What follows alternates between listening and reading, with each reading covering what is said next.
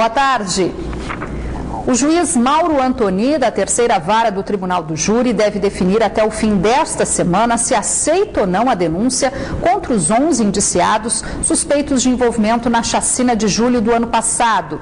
Se a denúncia oferecida pelo Ministério Público for aceita, todos se tornam réus no processo e irão a júri popular. Nas mãos do juiz da terceira vara do Tribunal do Júri, Mauro Antoni, está a primeira parte da denúncia oferecida pelo Ministério Público à Justiça do caso da chacina ocorrida em julho do ano passado. São mais de 2.000 páginas somente no inquérito policial, onde constam depoimentos e gravações autorizadas pela Justiça de policiais militares supostamente envolvidos em um grupo de extermínio aqui em Manaus. Onde o Ministério Público denuncia 11 indiciados pela prática de vários homicídios, caracterizando o grupo de extermínio.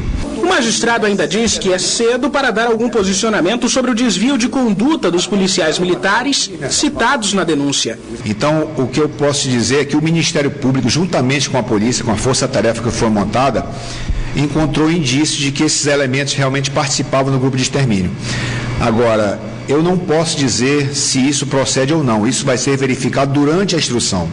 Mas ressaltou que, até onde já pôde analisar, a denúncia está muito bem formulada. Ele chegou a destacar esse trecho de uma conversa entre uma pessoa não identificada e um soldado da PM, Dorval Júnior Carneiro Matos. Nos autos, o militar diz que gosta de matar e deixar o elemento agonizando. Já a outra pessoa diz que gosta de morte instantânea, porque o coração dele não aguenta ficar na dúvida se o elemento vai sobreviver ou não. Em 2 reportagens exclusivas, o jornalismo da Band mostrou esta semana informações sigilosas do inquérito que investiga os 34 homicídios que ocorreram em um único final de semana de julho do ano passado na capital do Amazonas. Segundo as investigações, pelo menos 8 das mortes daquele fim de semana violento tiveram a participação de policiais militares. A série de homicídios teria sido uma resposta à morte do sargento da PM, Afonso Camacho, morto na saída de uma agência bancária na zona sul de Manaus, de onde havia sacado R$60 mil um dia antes da chacina. Logo após os crimes, uma força-tarefa foi montada pela Secretaria de Segurança Pública com participação do Ministério Público para identificar os autores dos assassinatos. Durante as 2 fases da Operação Alcateia, 15 PMs e 3 civis foram presos. Destes, 12 policiais continuam presos, além de 2 civis. O jornalismo da Band Amazonas entrou em contato com a Secretaria de Segurança Pública e pediu detalhes das investigações. Por meio de nota, a SSP informou que as investigações já foram concluídas e o assunto repassado à Justiça. Na nota, a SSP ainda destaca que o fato que envolve os policiais militares, supostamente integrantes de um grupo de extermínio, não pode manchar a imagem dos demais policiais militares que são comprometidos com a função. A Band Amazonas teve acesso hoje a mais alguns trechos de gravações autorizadas pela Justiça e que mostram que policiais militares tentaram violar a cena do crime.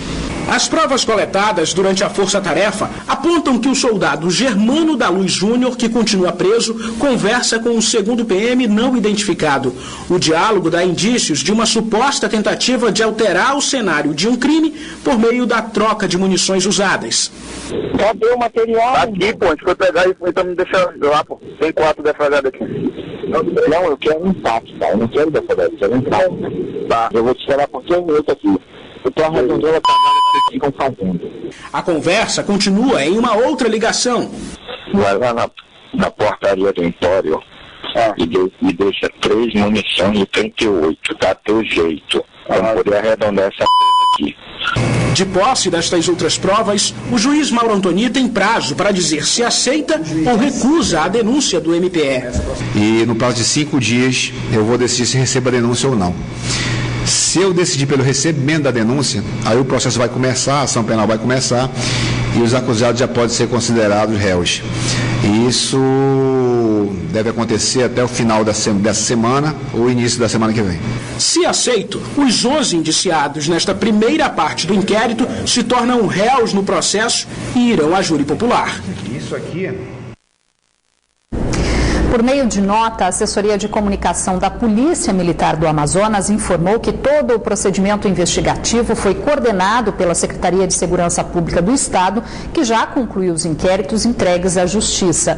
O Comando-Geral da Polícia Militar ressalta ainda que os policiais envolvidos nas denúncias incluídas nos inquéritos encontram-se à disposição da Justiça e que o caso não fere a imagem dos bons policiais militares que estão nas ruas para servir e proteger a sociedade. E o Ministério Público Federal denunciou à Justiça Federal cerca de 100 pessoas ligadas a uma organização criminosa que comanda o tráfico de drogas no Amazonas, até mesmo de dentro dos presídios. Entre os réus estão nomes como José Roberto Fernandes Barbosa, o Zé Roberto da Compensa, Gelson Carnaúba, ambos presos, e João Pinto Carioca, o João Branco, que segue foragido. Até o momento foram ajuizadas 15 ações penais que pedem a condenação dos acusados pelos crimes de tráfico internacional de drogas e de armas, financiamento e associação para o tráfico, organização criminosa, crimes contra o sistema financeiro, lavagem de dinheiro, evasão de divisas e falsidade ideológica e material. Além dos chefes e xerifes da organização criminosa, as denúncias envolvem diversos laranjas, que seriam traficantes estrangeiros que atuam na tríplice fronteira Brasil, Colômbia, Peru, além de 6 advogados ligados ao grupo e até um vereador. Em uma das denúncias, o MPF ressalta que a sensação de poder da facção é tão grande que suas lideranças chegam a discutir como infiltrar seus integrantes na política, cogitando as eleições deste ano para vereadores e prefeitos. A estrutura criminosa contava até mesmo com um sistema de banco de dados de seus integrantes guardado em um programa próprio encontrado em um notebook apreendido com um detento do complexo penitenciário Anísio Jobim. Se somadas as penas pedidas pelo MPF para todos os réus nas ações penais, ultrapassam 3.000 anos de prisão. A partir deste ano, o uso de simuladores nos exames para a retirada da Carteira Nacional de Habilitação passou a ser obrigatório aqui no Amazonas. Mas donos de centros de formação de condutores alegam que a falta do equipamento em muitas autoescolas está prejudicando cerca de 5.000 candidatos. É justamente pela falta do simulador de direção que quem precisa concluir o processo para tirar a Carteira Nacional de Habilitação não está conseguindo. Os motivos são muitos, mas o que agrava são as mudanças nas regras do processo de habilitação. O processo exigido para se ter a Carteira Nacional de Habilitação é simples. O estudante paga a taxa do Detran e faz o teste psicotécnico e a legislação. Depois disso, já aprovado, o aluno era encaminhado para as aulas de direção. Só que pela nova regra, o estudante precisa passar pelo simulador. Mas é aí que está o problema. Não há simulador suficiente para atender a demanda. Hoje, somente 14 simuladores estão disponíveis na capital. A maioria das autoescolas já fez a encomenda do simulador, mas o fabricante só prometeu entregá-los em abril deste ano. Não existe o produto, pô. Como é que a gente vai implantar uma coisa que não existe? Eu quero comprar um produto e não tem. Todas as autoescolas já têm contrato assinado com essa empresa que fornece o equipamento, mas eles só vão poder entregar a partir de abril. Por causa da mudança nas regras, o Detran Amazonas estaria impedindo os alunos de concluir o processo de CNH. Situação que já atinge quase 5.000 pessoas em todo o estado. A gente não tem como cumprir tudo isso em tempo hábil. Essa é a nossa reivindicação para explicar aos alunos, porque o sistema está bloqueado. Nós somos o único estado do país onde o Detran bloqueou o sistema. Entendeu? Nem o Denatran providenciou isso, é um bloqueio pela Prodan. Isso não é certo. O bloqueio é o quê? Os alunos estão impedidos de continuar seu processo, é isso? A partir da resolução 543, são obrigadas as aulas de simulador. Então quem não teve essas aulas, não pode iniciar a prática. Essa área e todas as outras da cidade vão parar, e todo o interior, porque não tem como atender essa demanda a curto prazo. O problema pode gerar uma paralisação geral no setor de formação de condutores. Por isso, nesta terça-feira, instrutores e donos de autoescolas fizeram uma paralisação pedindo que o Detran autorize a continuação do processo de CNH, mesmo sem o simulador, assim como já acontece em outros estados. Por Por meio de nota, o Detran informou que muitos centros de formação de condutores já estão usando os simuladores normalmente aqui em Manaus. Porém, alguns proprietários estariam se negando a contratar o serviço da Prodan, empresa que administra a rede de dados do governo do estado.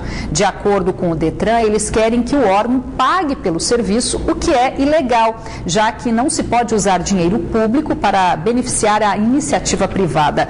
As aulas do simulador precisam ser transmitidas online para o Detran e sem esse acesso, os CFCs não têm como transmitir o conteúdo, o que acaba prejudicando os alunos.